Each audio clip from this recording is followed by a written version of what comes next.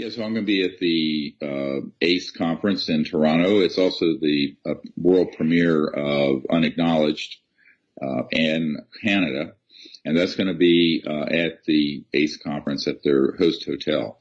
And everyone is invited. There will be Saturday evening, and I'll have a Q&A, a question and answer period afterwards, and we hope people will partake of that. And then I'm giving a presentation at the conference on Saturday, and then Sunday doing a all-afternoon workshop for people, which will be, the focus is going to be how the intelligence community has infiltrated the UFO subculture over the last 60 years, and what that means in terms of disinformation that has populated the subject and what we can do about it, and also what to look for when information comes out that begins to masquerade as disinformation.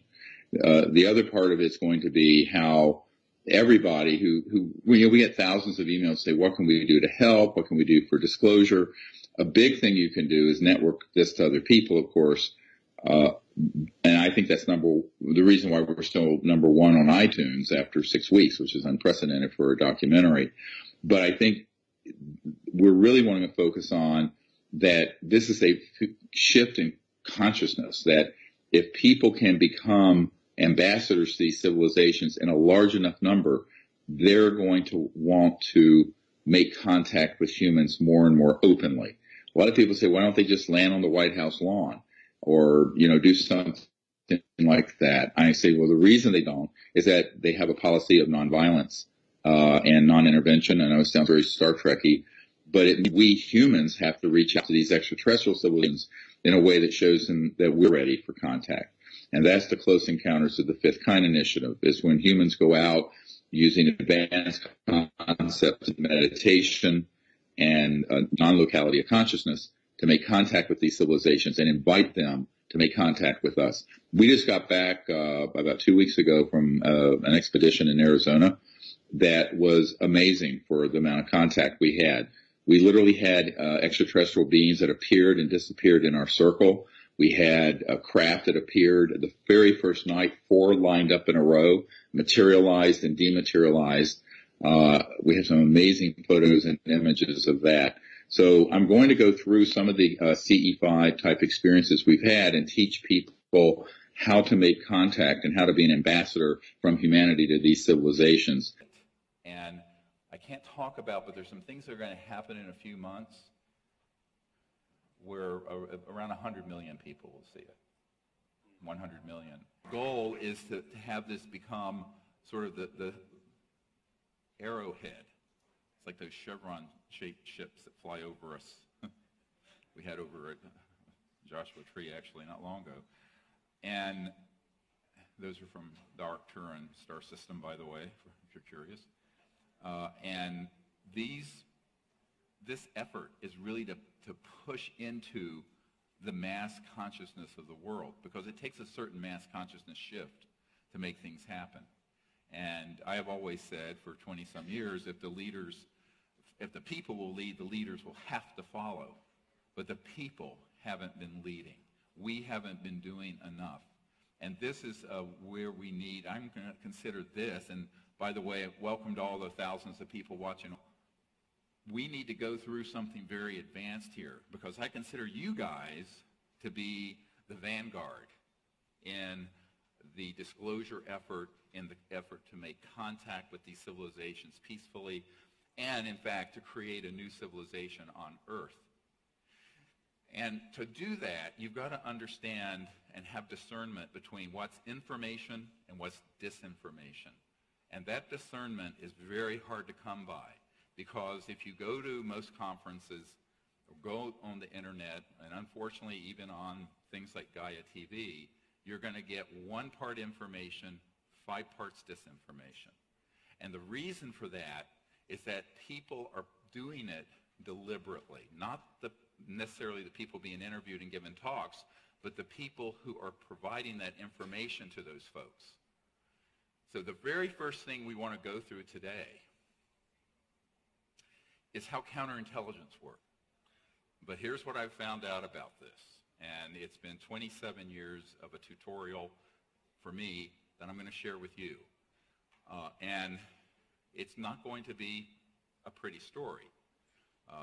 Some of this is going to be deeply disconcerting to people. It'll be the opposite of what we're doing tomorrow night when we're doing contact out into the stars using the mantras and sacred Vedic knowledge and higher consciousness and all of that. This is going to be a journey through the national security state as it has devolved from a rather modest and small operation before World War II to the monster it has become today. And this monster, beginning in 1947, it was hatched in the cradle of Roswell. And the reason for it, the entire national security apparatus got transformed when they realized that they had finally shot one of these objects down. Now, I say shot it down. What do I mean? There are electromagnetic weapons, Tesla-type coils, that were being worked on in the 20s, 30s, 40s that are scalar, longitudinal type weapons. Now, these are weapons that, if you understand what a wave of light is, it has a wave component and, of course, a photon, the particle component. But it's a wave. And the speed of light is what? 186,000 miles per second. So every second, light goes 186,000 miles. A scalar, or longitudinal wave, it's a point that is outside the wavelength of light, and it is actually propagated at multiples of the speed of light. Now, this has been studied for the better part of a century, but unfortunately has been weaponized and began to be weaponized. The FBI memo that you saw in the film Unacknowledged, if you study it, read it carefully, and then look at also other documents that we have, the electronic warfare systems were stood up between World War II and 1947, in those years of the early, because they realized that there were these ET crafts zipping around our aircraft in World War II. You know what they were called? Foo Fighters. Yes, there is a band named Foo Fighters, and I'd say 99% of the kids I talk to go, well, that's a rock band. I said, yeah, but before that, it was what UFOs were called in World War II. And a member of my team, who was the original researcher on cattle mutilations, we'll get to this in a moment, Dr. Altshuler, he was a very renowned hematologist, oncologist in Denver, Colorado. And his uncle was General Jimmy Doolittle.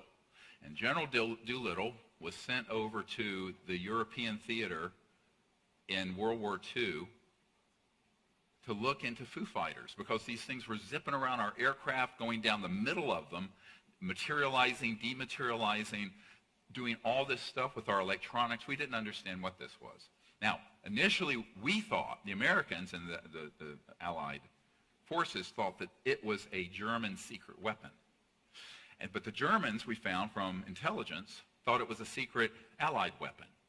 And so President Roosevelt sent General Doolittle over there and said, find out what these are. So he came back to the White House, and I know this because he directly told Dr. Altshuler this, as his nephew, that they were, and reported back to FDR, sir, these are interplanetary vehicles. So at that point, it began to be understood that not only were these extraterrestrial, but they were transdimensional. We'll get into this in a moment. And that the technologies behind it are the really high end of electronic vortices that are created that allow an object to go from one point in space to another, materialize, dematerialize, but also when it's in this dimension, has all kinds of effects on conventional electronics. Cars stop, magnetic compasses spin, etc., and so on. So this began to be looked at, and they figured out how to do some countermeasures. And countermeasures are figuring out how to adapt, and this was going on before Roswell. Now, in 1947, the only nuclear bomb squadron in the world was in Roswell, New Mexico, the 508th Bomber Squadron, and no other bomber squadron in the world had atomic weapons on Earth. The Russians didn't have it yet, etc. So this particular system was in a radar dome, and in the FBI memo it says they apparently switched on a new high-powered radar that interfered with the electronics of the navigation of these craft, and they collided. And it's true. We know that 3 ET craft crashed at Roswell, but the third one wasn't found until, I believe, 1951, early 50s. But it went off and crashed in a very remote area. And the other 2, one was blown to smithereens, and one proceeded westward near Socorro and had crashed intact, and there was one living extraterrestrial biological entity on it, and the others were very badly mangled and died. So that began the whole modern era where they had perfected a way of knocking down these extraterrestrial vehicles that were coming in and around our atomic weapons facilities. And it was no coincidence that that was also within months of when the Air Force split off from the Army Air Force. There was no U.S. Air Force until after Roswell, and when the CIA was formed. I'm going through this history not to bore you, but so that you have some context to understand that this is 70-some years in the making of covert black projects studying this issue. And the fact that the man on the street doesn't know this, so what? You need to know it, and I'm going to go into 10 times, 100 times more information because I'm assuming you know what's in the film. If you didn't see the film, I'm sorry. Now, fast forward into 1950s, and you have a guy named Eisenhower, who's a famous general in World War II, and Eisenhower, after Truman, authorized the continuation of the study of the modus operandi. I'm quoting from a top secret document from Canada, the Wilbur-Smith document, on how these craft operated. And so a very intense, unacknowledged special access project, this is when they really started, in the late 40s and 50s were stood up to acquire the technology and figure out how these things work. By October 1954, we had mastered gravity control, what pop culture would call anti-gravity, which means that everything that we're using on this planet since 1954 has been obsolete since that date. Now, how do I know that? Well, a man who was on my team for years until he passed away of prostate cancer a couple years ago, Rick Foch, he was the highest-ranking scientist at the largest Department of Defense lab. And Mr. Foch was a very good friend, stayed at my home, knew his family very well, was very direct in saying that he was in the vault and actually acquired and saw a document that stated that they had mastered gravity control October 1954. Now, this is before I was born, and I have 8 grandchildren. But what ended up happening is that the national security state did not want this out. A, they understood it could be weaponized, and they wanted to weaponize it, turn it into weapons. And B, the energy source, as you heard from people in this film and in other testimony, is the zero-point energy field where you could have something that would basically fit on this little stand, and it could power, as was said, a wristwatch or an entire city. New York City could be powered off of that. Free energy. And that's not a myth either. But the same oligarchs and sociopaths and fascists who ran the world economy in the time of Tesla in the 20s and the time of T. Townsend Brown in the 20s, 30s, and 40s, who was doing experimentation with voltages and levitation with crystals. You know about those studies. And in the time of Eisenhower in the 50s, those fascists are still here. We didn't defeat them. They just went subterranean. All right? So I often say we're really living in the Fourth Reich. And I had an interesting conversation with a man. This is Senator John Warner's son, all right? And Senator John Warner, I knew back in the 90s, was a member of the MAGIC Committee, Majority Intelligence Committee, MAJIC, that's been managing the secrecy on this for 70-some years, since Truman. And he says, you know, my grandfather, towards the end of his life, who was Paul Mellon, one of the few billionaires on the planet back in those days, now they're a dime a dozen. And what happened is that Paul Mellon told him, prior to his death, that when World War II ended, they went over and they got from Adolf Hitler's scientists a disc, and there was also a bell, but his grandfather, Paul Mellon, was there when they retrieved a flying disc. Now, it wasn't perfected yet. And that was Adolf Hitler's secret weapon, was an anti-gravity electronic disc. We had an atomic bomb. We got the atomic bomb before he got the flying disc. Understand? And therefore, they brought it back in. But he says, look, he says he knew that his family and all those people who went over there were fascists at heart. But prior to the war, they were overtly supportive of Adolf Hitler and fascism, as was the founder of IBM, as was Ford, as was a whole lot of famous, Prescott Bush, Elder Bush's dad. These were all sympathizers with fascism, which is just a matter of historical fact. It's not a political statement. It's a historical fact. Now, those folks didn't go away at the end of World War II. We defeated the German army. We did not defeat the ideology and the authoritarianism of fascism. And that is what you need to understand to get your mind around what's been going on for the last 70 years.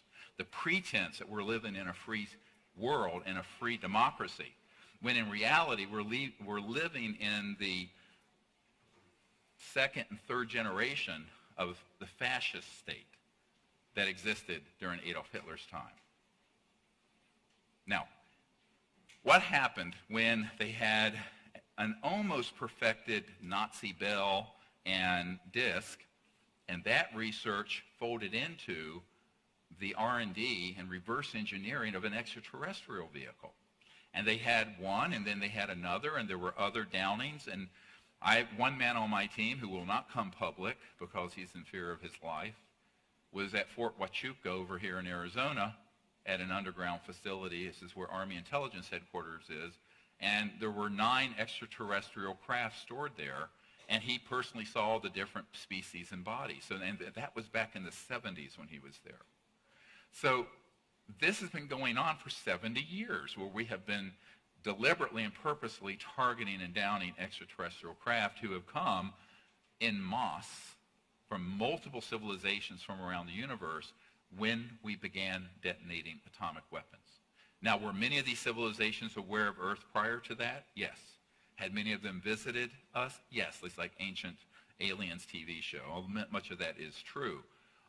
In fact, there's a man who works under contract at IT&T, but he really works for the CIA. And whenever they find an ancient artifact that's technological, that's hundreds of thousands to several million years old, and they exist, he will study it and tell the intelligence community, the IC for short, what that would be used for and how it operated. The guy is a genius. I mean, absolute genius. He's also stayed at my home. So what I've found with these sort of gentlemen is that they know a great deal, but they can speak of only so much. And so whatever you see in the Disclosure Project archives is less than 1% of what I've gotten briefed on. And I'm going to try to give you the other 99% as much as I can. We're going to take a tour de force through this information so that when you then hear other speakers or hear other information, you can begin to have a scintilla of discernment between, is this real or is it Memorex? You understand?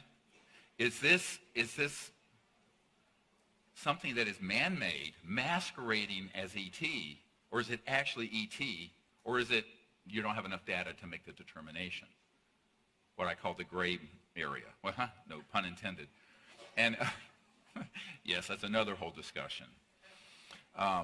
So when they began to study this from both human experimentation with electromagnetic systems, anti-gravity, from the 20s, 30s, 40s, and then that combined and was greatly supplemented, augmentation was massive from studying the extraterrestrial material. That paid off by 1954. And by 1954, guess what? You know, it's like I was a kid born in 1955. I'll be 62 next month. And hard to believe, I was 34 when I started this project, and now I'm kind of an old dude. But what can you do? Time goes on no matter what. We had this amazing technological transfer that happened. Now, we had a chance at peace. And you all heard the rumors that Eisenhower had a meeting out here in the desert of California where Edwards Air Force Base is now, Muroc. That happened.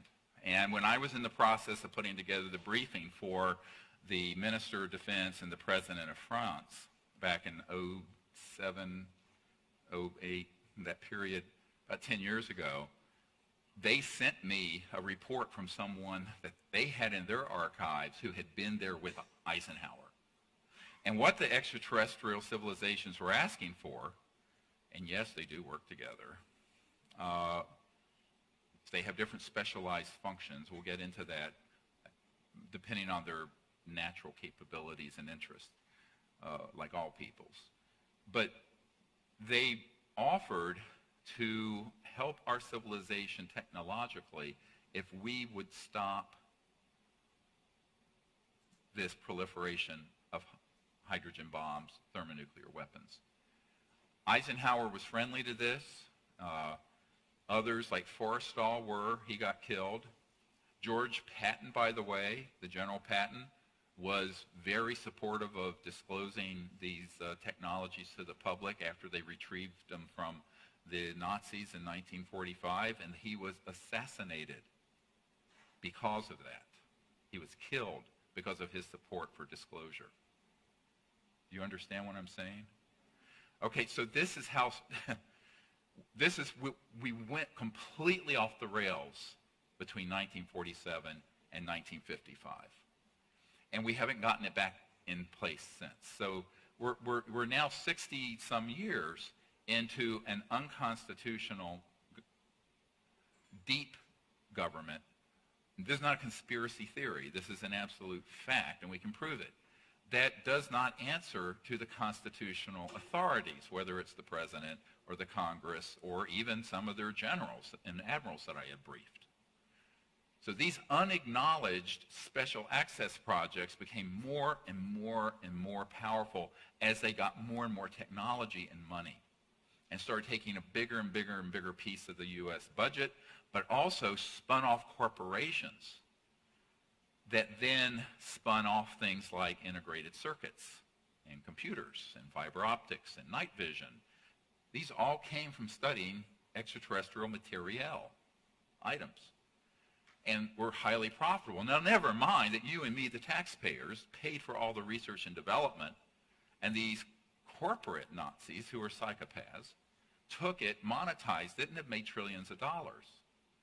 And we're happy to use our iPhone, and we're just clucking along and ignorant of the fact that this is all stolen technology from we the people. So, you know, that is what began to happen, and this is why Eisenhower said, beware the military-industrial complex. And one of the most important, I don't know how, if we have some of these clips lined up, but I want to go through just real quickly, because it kind of does it in a compact way, some clips. And our first one is this one from Eisenhower, and this is what he's talking about. We must guard against the acquisition of unwarranted influence, whether sought or unsought, by the military-industrial complex. Next. A shadowy government with its own Air Force, its own Navy, its own fundraising mechanism, and the ability to pursue his own ideas of the national interest, free from all checks and balances, and free from the law itself. This is a senior senator from Hawaii, Inouye, talking about the deep national security state on the Senate floor during the Iran-Contra, but he's referring, it has his own funding mechanism, et cetera, and so on. Think about that. It's self-funded. No one is overseeing it. The senators aren't, you aren't, and most certainly the President of the United States isn't. Next. The nations of the world will have to unite, for the next war will be an interplanetary war. The nations of the Earth must someday make a common front against attack by people from other planets. General Douglas MacArthur. Look at the date on that. Okay, the date on that, I was 4 months old, October 1955, precisely 1 year after we mastered gravity control. So the warmongers and the war profiteers and the psychopaths who love endless war hatched a plan in the early and mid-50s. And one of the documents we have from Walter Bedell Smith, the CIA director from 1953, talks about the psychological warfare value of the UFO subject. We'll get into that in a moment. Next clip. It is time for the truth to be brought out. Behind the scenes, high-ranking Air Force officers are soberly concerned about the UFOs.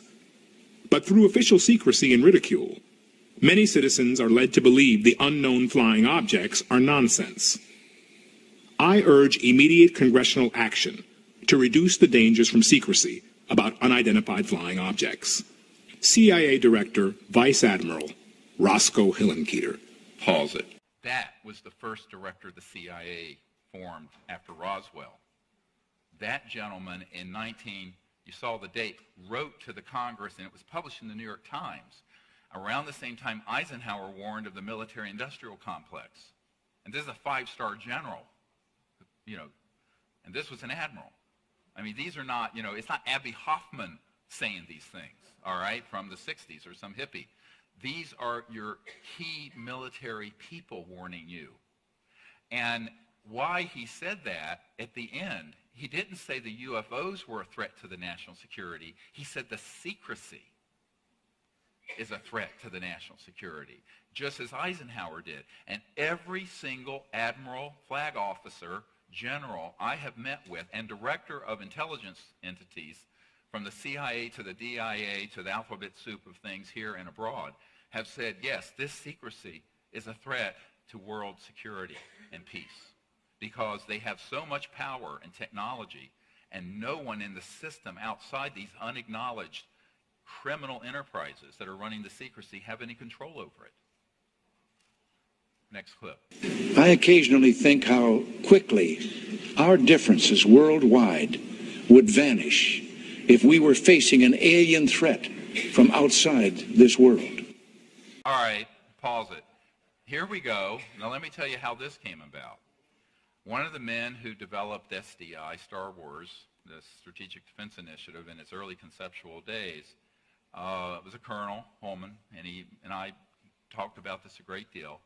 And he was on a briefing team that would go in and try to scare the hell out of the U.S. president about the ETs.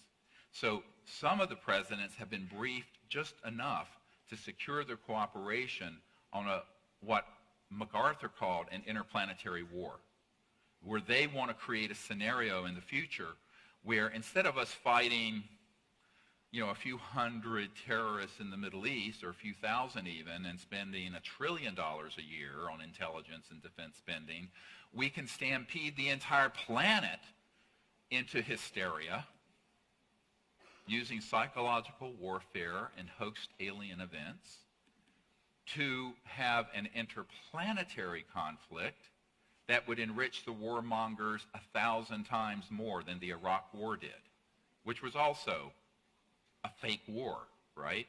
There was no weapons of mass destruction there, but we killed hundreds of thousands of people marching in there. And Colin Powell was deceived. And if you think people aren't being deceived, think about this. Secretary of State Colin Powell was sent up there by Cheney and his henchmen to tell people as a matter of certainty and fact that Saddam Hussein had weapons of mass destruction, which he did not have. And Colin Powell had been the chairman of the Joint Chiefs of Staff and a 4-star general. And he was deceived by these devils in the intelligence community. And it led to a disastrous situation that is getting worse with, of course, now we have ISIS. Because you go in there, we broke it up. This was all by design, so that we keep the fire burning. It's like that rock song. Keep the fire burning, because how do you justify trillions and trillions and trillions of dollars going into these same war profiteers and warmongers unless you have an enemy? But we're running out of substantially large enough enemies to feed the monster and the beast. So the big one is coming. Let's continue. When von Braun was dying in front of me, the very first day that I met him, he had tubes draining out of his side. And he was tapping on the desk telling me, "You will come to Fairchild." I was a school teacher. "You will come to Fairchild and you will be responsible for keeping weapons out of space." The strategy that Wernher von Braun taught me was that first the Russians were the enemy against whom we're going to build space-based weapons. Then terrorists would be identified. Then we were going to identify third world country crazies. And the next enemy was asteroids. The last card is the alien card. And all of it, he said, is a lie. A lie. Love her. Here's the truth that people don't want to hear.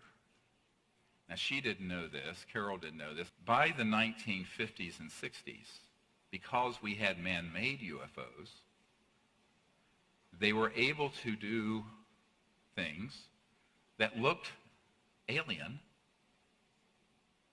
and to 99.9999999% of the population would be, including the president, but were actually being done by the intelligence community and these unacknowledged special access projects, USAPs, super secret projects.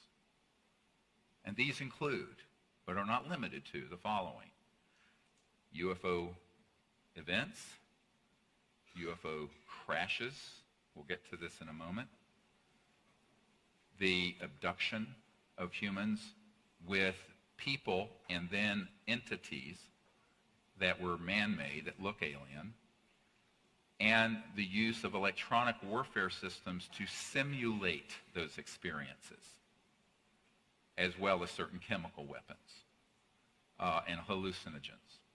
Now, how many people heard of MK Ultra, the 50s, 60s, giving acid to people? What they didn't tell you during the Senator Church's hearing is that the crown jewel of the mind control projects of the 1950s and 60s and 70s was not chemical or LSD or hallucinogens. It was electronics. So here's something that I'm going to tell you that I learned in 1993 or 4 by the man who invented it. A man who invented an electronic system that interfaced directly with consciousness. It was used both actively and passively. In other words, you could put this on and it would enable the person, no matter how skilled or unskilled, to remote view with consciousness at a different point in space or time. This was 1956. 56. But it can also be used to give people experiences which are completely hallucinogenic, but which come across as incredibly real. He said to me, and I later had this confirmed by many different scientists who worked for E-Systems and Raytheon and a whole plethora of intelligence community contractors, so that they could give you an experience. It'd be like virtual reality, but on steroids, where you would have the ability to have someone have this experience, and it is so real because it's in consciousness that it's being done. It's in their mind. And it can be done remotely and targeted remotely. And those people, and this is what this gentleman, and I'm quoting, he says, if we want you to have a personal conversation with your personal God, Jesus, Buddha, Krishna, whoever, you'll have it. You'll pass a lie detector test that it's real. It is that good. Now, fast forward to a few years ago, I'm on one of these expeditions. We lead out under the stars, and a woman comes who used to work for one of these companies, and she said yes. And we could sit in a room with a console, turn a dial, target the board of directors of a corporation, and if we wanted them to come agreement on something we wanted them to come to agreement on, we could turn the dial and there would be complete harmony. We can turn the dial the other way and they'd all be fighting. Absolutely. I said, when were you working that project? She said in the mid-70s. This is what Wernher von Braun, is not in this clip, warned about more than even the risk of interplanetary war, which psychopaths. And the people who tried to stop it, George S. Patton, killed. Forrestal, murdered. JFK, dead. Marilyn Monroe was going to just blow the whistle because she didn't know what she was stepping into, whacked. So, you know, if you don't go along with the agenda, it's very dangerous, no matter who you are. Bill Colby, the CIA director for Ford, President Ford, trying to help us bring out free energy. The week he's going to meet with a member of my board of directors, they find him floating down the Potomac River killed. Although his family thinks he either had an accident or was a suicide. It was neither. His best friend, a colonel, retired colonel, told me specifically that Bill Colby was assassinated because he was going off the reservation of the secrecy and trying to move disclosure forward, but most importantly, bring the technology out before both polar ice caps melt. And 70% of the population is underwater. And that's coming if we're not careful.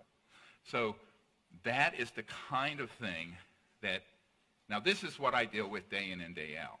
Now, the interstellar civilization is nowhere in an emergency too. The big red flag that went over Earth when we had detonated atomic weapons said, wow, these folks have so much beauty and promise, but there's an aspect of them that's gone so out of control that now they have technologies that could destroy all life on Earth and could become an existential threat to other planets because we're starting to go into space. This began the modern UFO era. So I always tell people, all these people running around afraid of the aliens, and this intelligence guy and military guy who went to Ronald Reagan said, and he told me it was a hoax. He said, yes, you're right, there are ETs out there, they're a threat to us, and we need to put weapons in space, and we need SDI, the Strategic Defense Initiative. And that is what brainwashed Reagan into making that comment at the United Nations, and then brainwashed him into billions and billions and billions of dollars into brilliant pebbles and all kinds of other stuff that's just nonsense. It never worked. So that they could take that money, use 10% of it on the stated project, like brilliant pebbles, and put the other 90% into black projects, weaponizing space. That's how it works. That's how the defense industry works. And so he was played like a fiddle, sort of the Independence Day scenario. You know, the movie Independence Day with Will saying, let's go kick alien butt. You know, all that jingoism and bullshit. And here's why it's nonsense.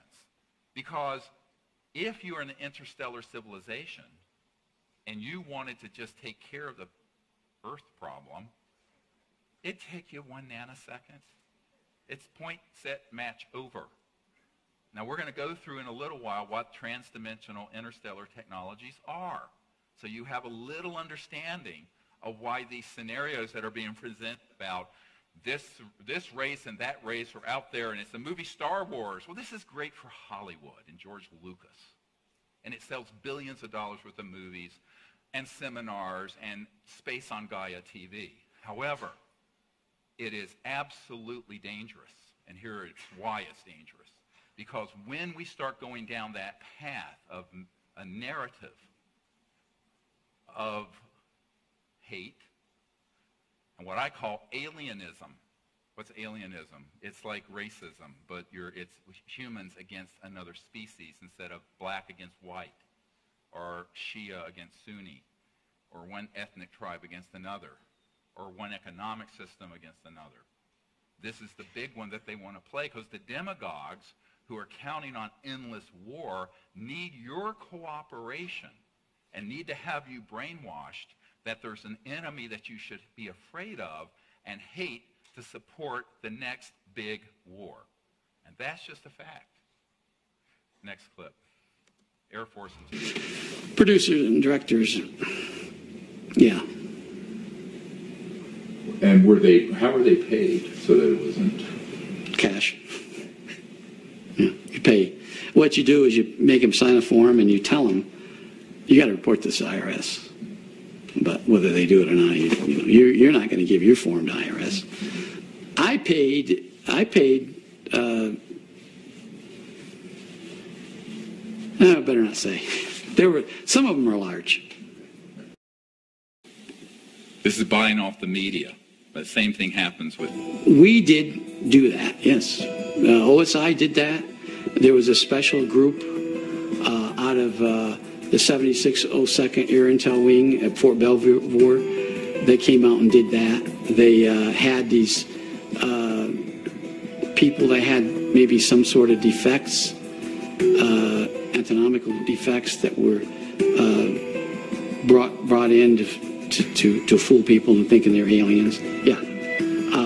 I can't give you any specifics because the program is still classified, and they probably still doing it. I wouldn't doubt it. They were still doing it. Bang. Now, this guy was a professional disinformation counterintelligence officer. I did a 3-hour interview with him. It's in the movie Unacknowledged. He comes clean because I knew what to ask. So I asked him about the false flag, and I asked him about the intelligence community and military being involved in abductions, and he confirms it. But he also says, listen carefully, I can't go into that too much. That's probably still going on, and it is. It absolutely is. Now, does this mean that everyone who's had contact with an ET has been done? No, it doesn't.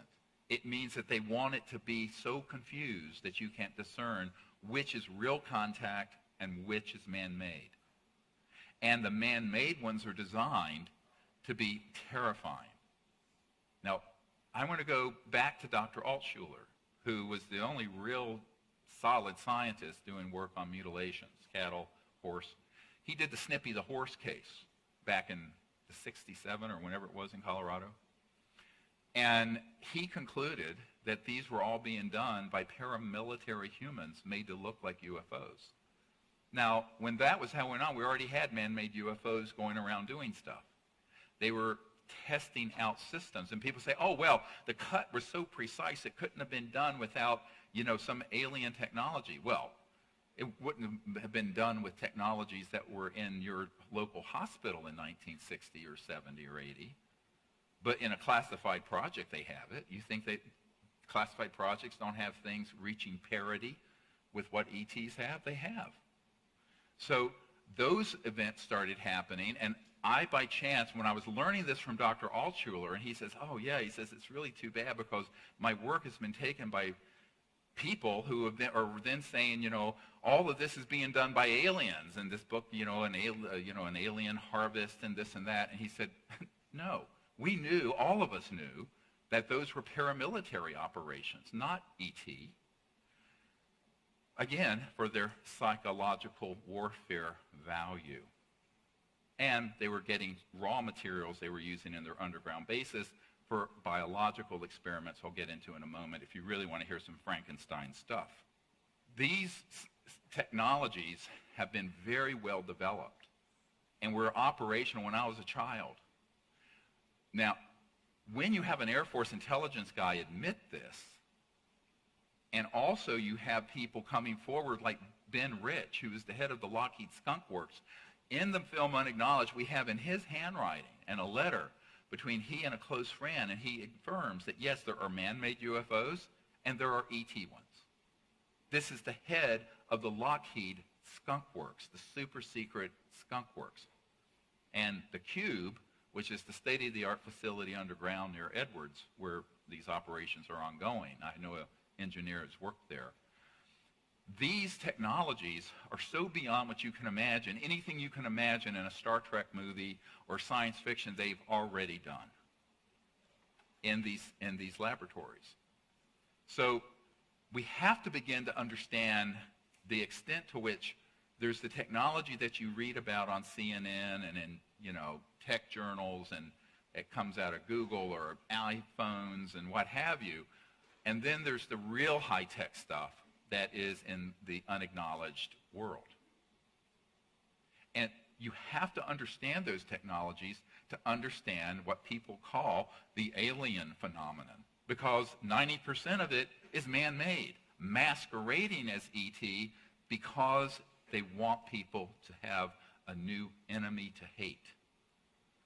So that begins to elucidate some other key points. Let's listen to Michael Stratt, who's a great researcher on covert military aircraft. Into the minds of people to expect an extraterrestrial, not a secret aircraft, but an alien craft. So when they do pull this, they'll already have everything ready to roll. These civilians got onto the base and got into something, and they saw something they weren't supposed to see, and this group came out and went into their home and scared the dickens out of them and staged an alien event. Exactly. I said staged an alien event. He said exactly. That's happened thousands and thousands and thousands of times. Now, you can't, if you weren't discerning and didn't have this, now this has taken me 27 years to find these sources and methods and do this research. You ignore it at your peril. You will ignore this information at your peril because you will be deceived again. Remember the Who song, we won't be fooled again?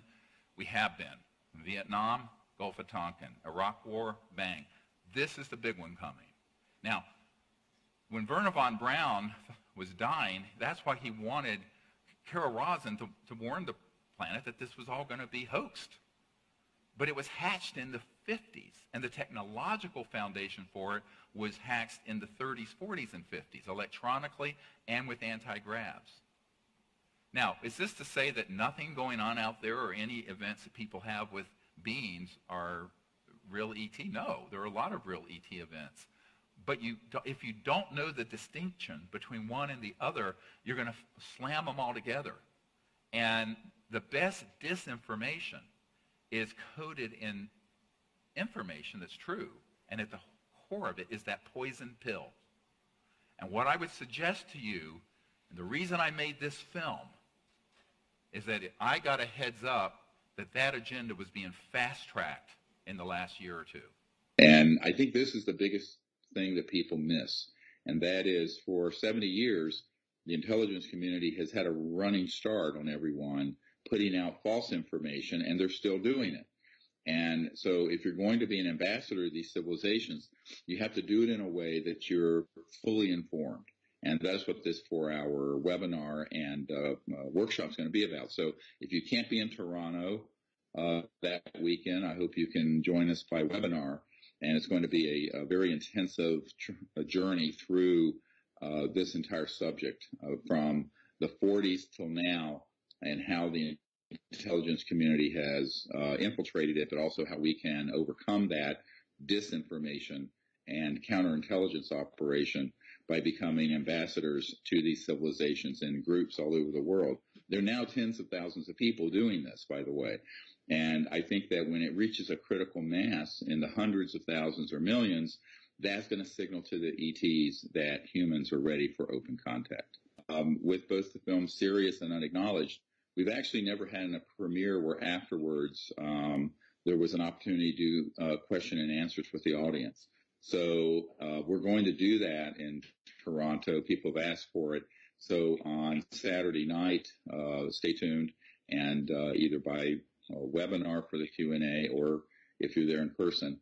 And then the workshop, I hope people will understand that if you become an ambassador to these civilizations, what they're looking for are people who are free of prejudice and are open-minded and are willing to make contact with them for peaceful purposes. which is the mission we have. Our motto is one universe, one people.